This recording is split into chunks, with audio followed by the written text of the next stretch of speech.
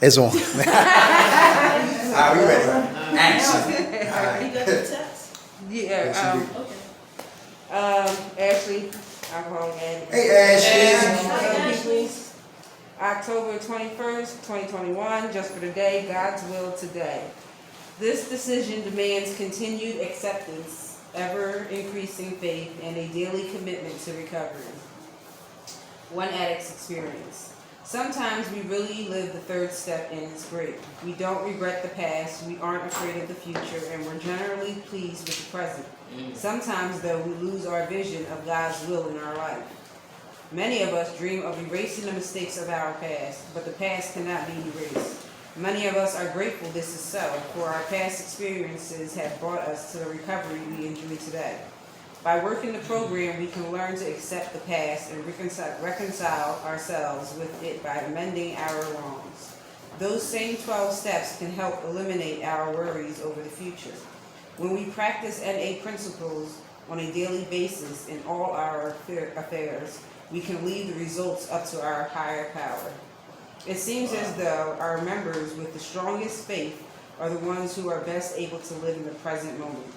Enjoyment, appreciation, and gratitude for the quality of our lives. These are the results of faith in life itself. When we practice the principles of our program, today is the only day we need. Just for today, I will make the most of today and trust that yesterday and tomorrow are in God's care. Thanks for reading. Thanks for allowing me to read. Ashley, how much time you have clean? Just over 60 days. I think it's 64 days.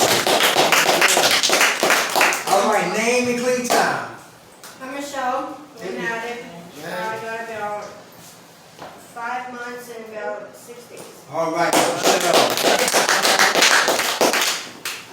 My name is April. I relapsed a week ago. I got a week clean.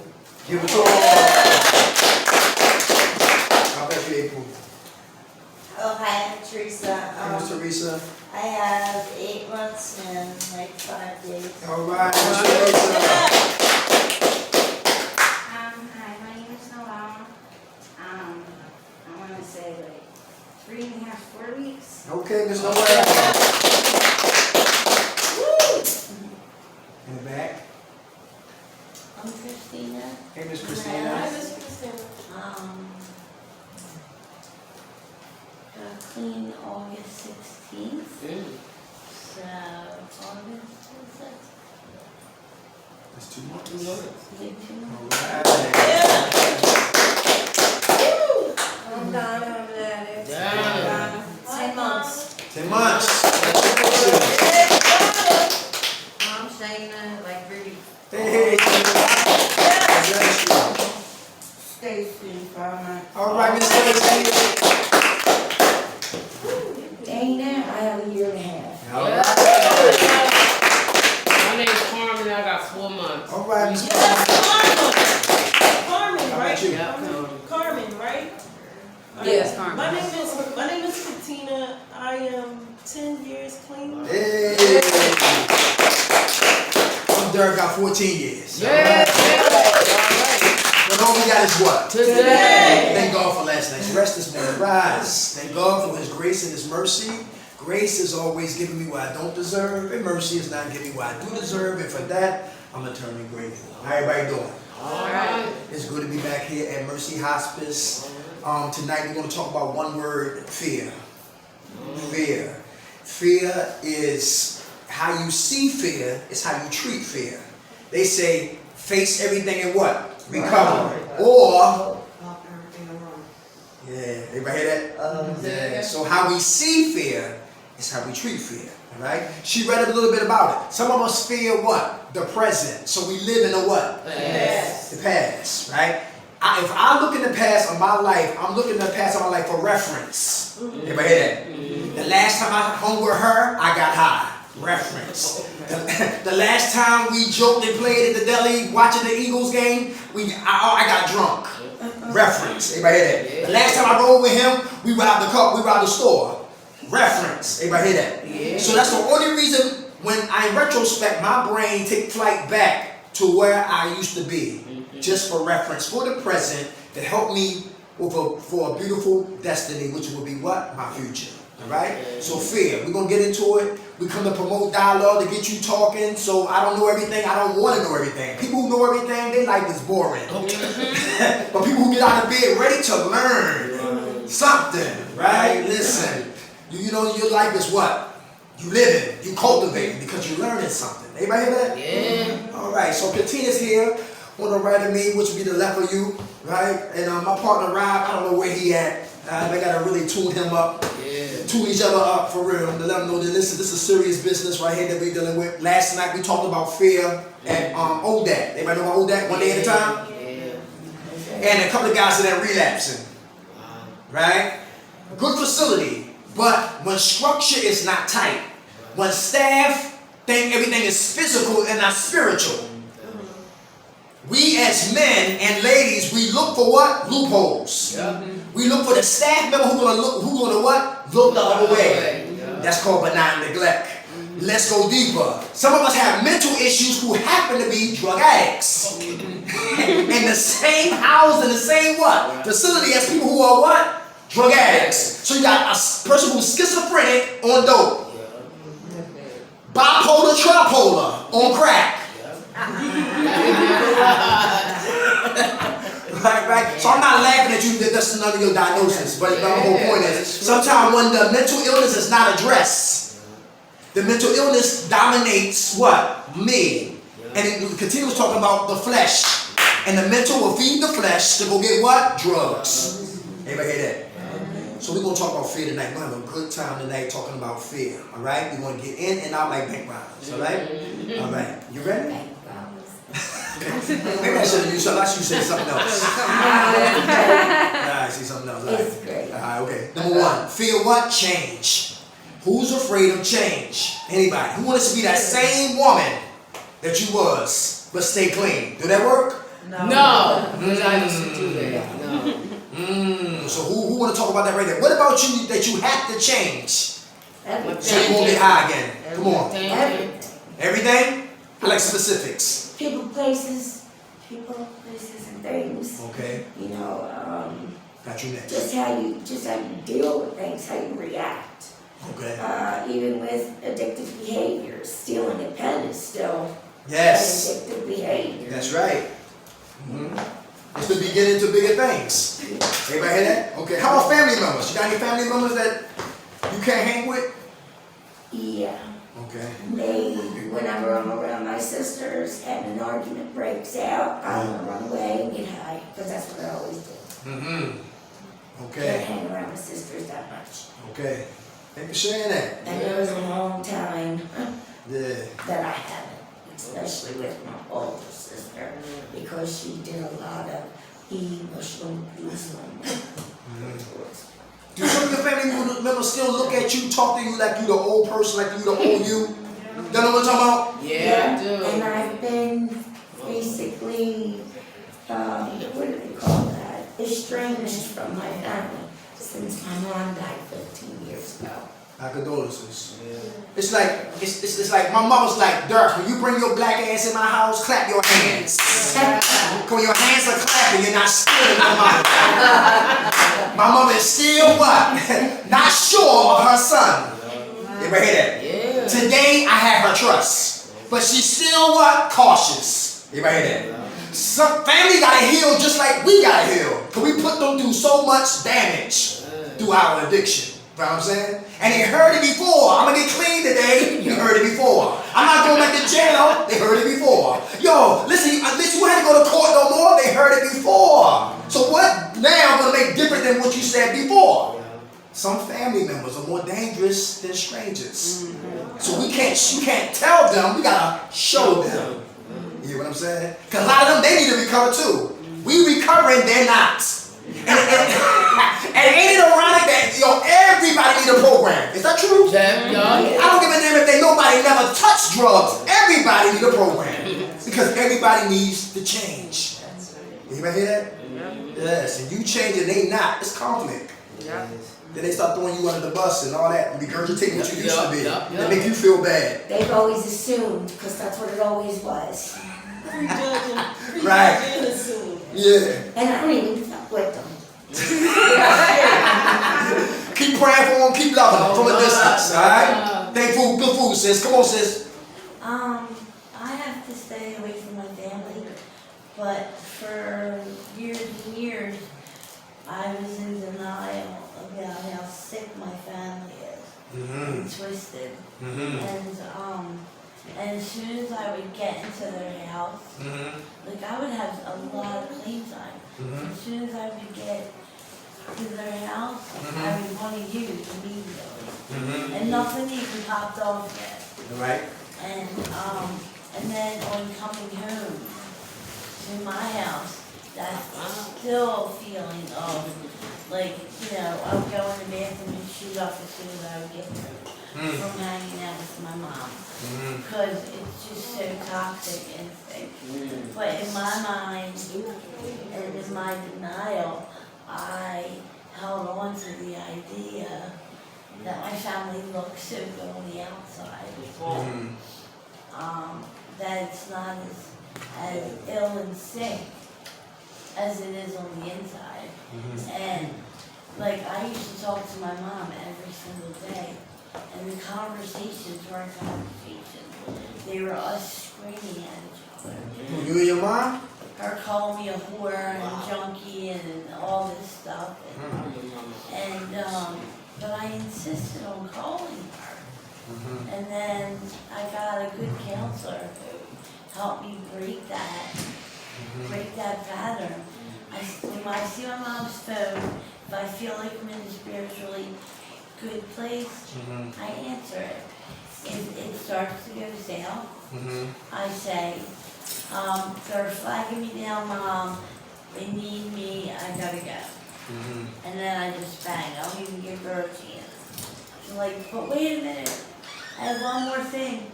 Because I was always the fixer of the family. She don't fix it. She got that. She can handle that. Because I don't have no brothers. And I had myself convinced that if I didn't handle it, it wouldn't get done. But that's not true. Because when I stopped trying to handle things that were too big for me, they made do. And I'm the most emotionally healthy person in my family because I was able, by being on drugs, to go into treatment and to deal with my trauma and to deal with all these things that I needed to do. So it was a blessing and a curse. And I wouldn't change it because I'm healthy now. I have boundaries. I can say that. Good. That's good. 6 stages of change, ladies. We're going to move on. 6 stages of change for those who taking notes or mental notes. Number 1, pre-contemplation. Pre-contemplation. One of the 6 stages of what? Change. All right? Pre-contemplation. Here's some things that live under pre-contemplation. Number 1, denial. Don't even know I'm lying. Anybody hear that? Pre-contemplation. I don't have a problem. You got a problem. The courts sent me here. I don't have a problem. You have a problem. I'm only here to get back on my feet, because I got a union job. Pre-contemplation. How about closed-minded? That also lives under pre-contemplation, right? Race could be a barrier. Age could be a barrier. The type of drugs we use can be what? Barriers. You understand that? We used to smoke weed and talk about junkies all day long. Not knowing that, listen, we was junkies too. We didn't even know it. Yo, put that door back! What you doing? Yo, get out that man's house! Listen. Closed-minded. I like closed-minded. Okay. Pre-contemplation, all right? Number 2, contemplation. Now I'm conscious that it is a problem, but I'm ignorant of how to get out of the problem. Anybody hear that? Let me give you an example. I'm always in a recovery program, season after season, holiday after holiday. My ass is in the program. I'm conscious of the fact that I'm always in a program, but I don't know how to get out of my situation from coming to a program. So I'm conscious, then I'm ignorant. I know it's a problem, but I don't know how to have the solutions for the problem. Everybody understand that? That's contemplation, right? Listen, I'm away from my children. There's a problem. I'm not washing up. There's a problem. I'm stealing out of stores. There's a problem. I'm emotionally eaters. Listen, there's a problem, right? So I'm conscious, but I gotta get the solutions for my problem. She can sit right here. Oh, took her seat.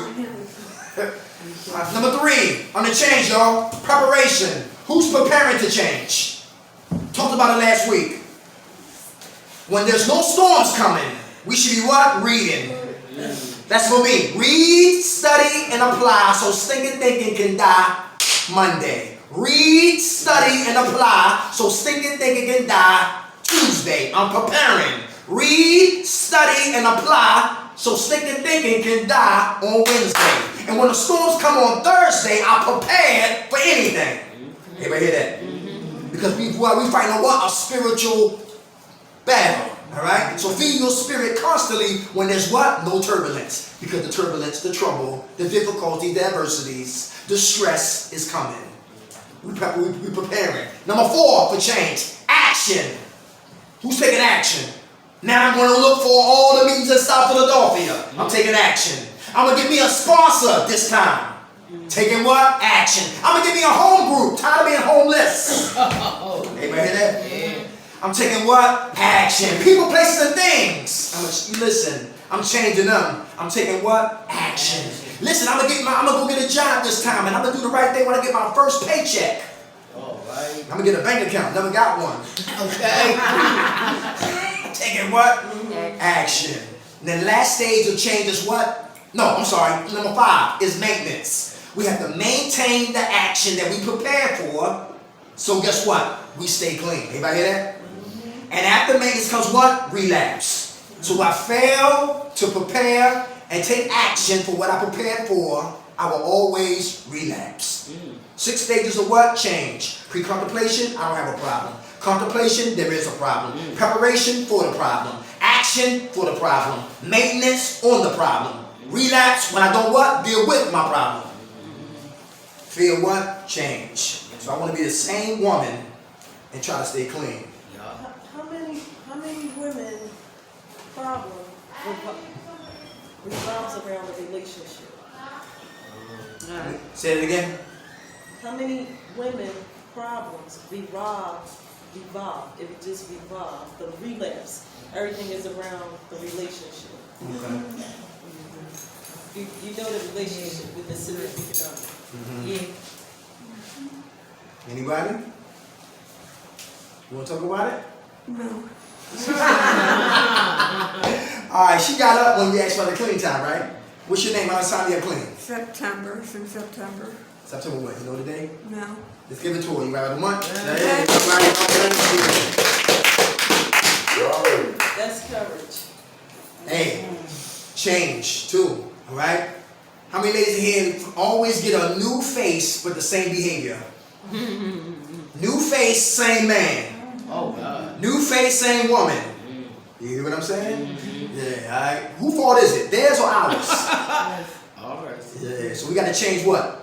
Thinking. Very good. Alright, very good. How about this? Who's afraid of the unknown? Why? Don't talk about why we're afraid of the unknown. What? Yeah, they're gonna fail. Very good. Anybody hear that? You're going to fail. Alright. How you see it, that's how you treat it. Alright? So we said we play it what? Safe. Anybody playing it safe? I don't know how to swim, but I'm going to jump in that water. Yeah, I'm afraid of the unknown. I said, how can you swim in water all in your eyes? You hear what I'm saying? And that's how people over there live life. They always overthinking situations instead of just what? Doing it. I want to learn how to speak Spanish. You know what I'm saying? So I got to learn to, sit down, get a tape, play it, listen, ebonics, etc., etc., etc. Fear the what? The unknown. Everybody hear that? Yeah, you know what? Today, I was supposed to meet Derek at 4 o'clock so we can go look at a place for Office. Yeah, office. I'll show you about that. Some pictures. So one of the major things was I needed to pick up food. Usually we have a food donation, application donations, Sometimes it might be personal product donation from certain stores. They support what we do when you guys allow us to stand here to talk. And I had to go pick up the food donation from New Jersey, Sicklerville, New Jersey. Usually I pay somebody gas fee, car gas. Sometimes it might go up to $80. One car it went up to $150. And usually it's going back and coming, going there and coming back. Usually. This time, I took pack up. This time I took pack up. And I thought if I do this, I need to identify how to get this done because it was given to us, the food, for us to support y'all through your recovery. You know, once I went down there, got on Paco, then took the Paco train, got off the Paco train, ended up in Atlantic City, caught the bus, didn't even understand how to buy the bus pass, figured out how to get the application on the bus pass, the application to buy the bus pass. I didn't have no cash on me whatsoever. And I kept saying, I'm just going to go back. I'm not going to get the food. I don't care how it's going to end right now. I'm all the way down Sicklerville, New Jersey, and I need to get back to Philadelphia before it get dark time. Because the whole time I went down there, I'm looking at bums, I'm looking at people high, I'm looking at the people that, you know, the working class people. They ignore you. If you lost, if you ask a question, they keep going, right? They ignore you, right? And I was like, well, maybe I ain't got the right clothes on today. I was trying to fit in, so they could answer my question just in case I got lost, right? And getting down there, and it took a guy to see what I was doing on buying a ticket? I had to buy the ticket. I didn't know what I was doing in that machine. The machine looked foreign, and I kept saying, I'm going back home. I'm not bringing out one thing for them because I don't want to be lost down here after 8, 9 o'clock. And Derek, I don't even know how Derek going to help me today. And I kept thinking to myself, I'm not going to say nothing to Derek. I need Derek to help me. I'm not in a relationship with Derek. And at the same time, I'm not even going to call my friend that I thought I was in a relationship with because he acting stupid too. And I kept thinking, I could do this, right? And I kept thinking, I need to figure out how to download this app. Everything is on the app since COVID-19. Everything is on the app. And you gotta have an app on your phone and it take up everything on your phone, and sometimes your phone run out. That's what I'm doing. I was looking for my phone. I live with my phone. My phone got a relationship. But one of the things that I had to identify was how to get the Berlin Cross Keys Wawa that been supporting us for 6 years to pick up donations to come here. I spent 4 hours trying to establish that. Today. 4 hours. When I left you, that's where I went. Okay. And I just got back when I called you. Okay. All right, so I accomplished it. You got the food? I got the food. I accomplished it. Family download the app. I'm going to tell you, picking the food up, coming back. She got snacks for you at the booth. Yeah, coming back, just coming back. I got off the wrong stop. And the lady was telling me the stop I got off. The stop where they give you the morphine, the dope, what's that when the people get like methadone. That right there. And the lady was Well, that's not only from methadone, from other stuff too. I got off the wrong stop. Ended up getting on that stop, right? Ended up getting off that stop by accident on Patco, right? And I kept saying, man, Derek need to come down here if they need some help. And the lady just, I don't know, I was on Paco. I was still in Jersey. Got off the wrong stop. Just got off the wrong She stop. probably I walked think around. that was Locust. She probably walked around. Camden. I didn't know nothing about Yeah. Paco. Didn't know not one thing Just about like Kensington Paco. right And I there. kept saying, I need Both sides of the street. I kept saying, I gotta figure it Yeah. out. I gotta figure it out. And I finally turned around and I asked somebody because I had to release the pride. I had to release the fear. And I wanted to accomplish it and do it by myself without asking for help. Right? I wanted to do it without asking for help. Right? And the the lady said, you're still in New Jersey, you're in Camden, you're in Center City. And I said, they got a Center City in Camden? And I was like, the man said Center City. I thought I was in Philadelphia. So I'm thinking, and then the lady started describing everything. She said, I'll buy your ticket so you can go home. And I was looking and I looked. I said, let me hurry up and go with her before she checked on my brain, because I had no change. And you're trying to keep a budget of what you spend on a day and everything, right? And I was like, why am I fearing to spend money today? Why am I fearing to do something that God had given us to be able to support and encourage and motivate you women in this room? And if it's God ordained, I just kept thinking, why am I in fear? And I kept saying, please help me. And the woman, she put the money in there, everything. She put everything in there. She got the ticket, put the ticket in the thing for me, walked me in there, everything. Got off the wrong stop, trying to get back here before I walked in this building. And I kept thinking, I can't believe I'm in fear like this. I can't believe I got on a train. I live in Mount Airy. I live in Mount Airy. I live with my mother. I live with my daughter that is, she's 25 years old, and I left her this morning. And that journey from leaving her this morning to now, I couldn't understand why I was in fear, and I always traveled like that. But I always had someone with me. But it's so much different through COVID-19. One of the major things is being able to accomplish big things. That's really big. To get on a bus, to travel so far, and it has a purpose to it. It has a purpose to it. Even though some people think it might be easy, it's not easy. It is not easy. Some people might think, hey, that person might be rich. No, it's not. I don't have a lot of money. I will ask somebody in a minute to help me when I get to the familiar places where people can help me, right? But being able to ask somebody for the help. One of the major things I need to ask one of you women, who in here is afraid to ask for the help? Afraid to raise your hand. Afraid to ask for help. You gotta, come on, Ask for Bob. the help. 1 and 2. Come on, Bob. Why I'm afraid to ask for help? Yes. Because when I was younger, my mom raised me to be independent, not depend on a man, not depend on anybody else, that too. But she always told me anything anybody could do, you could do it too. Just put your mind to it.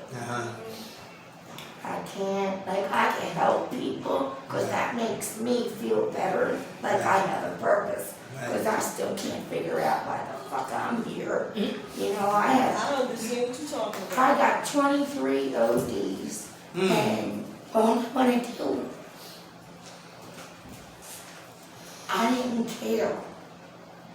When I get stressed out, I get like that too. But the only thing that's keeping me with my feet on the ground is my daughter. She's 12, and I lived in a shelter. She was with her dad. When DHS took her right from school, because of her dad, my daughter was with my oldest best friend. She was my daughter's godmother. Within 30 days, my daughter wasn't with her no more. She gave her up because my daughter said that her dad abused her sexually. I don't know if that's true or not, but I've known him my whole entire life. I've known him. I was in kindergarten with him and my best friend. We all grew up together. And I don't know who to believe. But I haven't seen my daughter because I asked my daughter while his trial is still going, Mommy girl, tell me what happened. Because I said that during the supervised visit, the judge cut my visits. And because of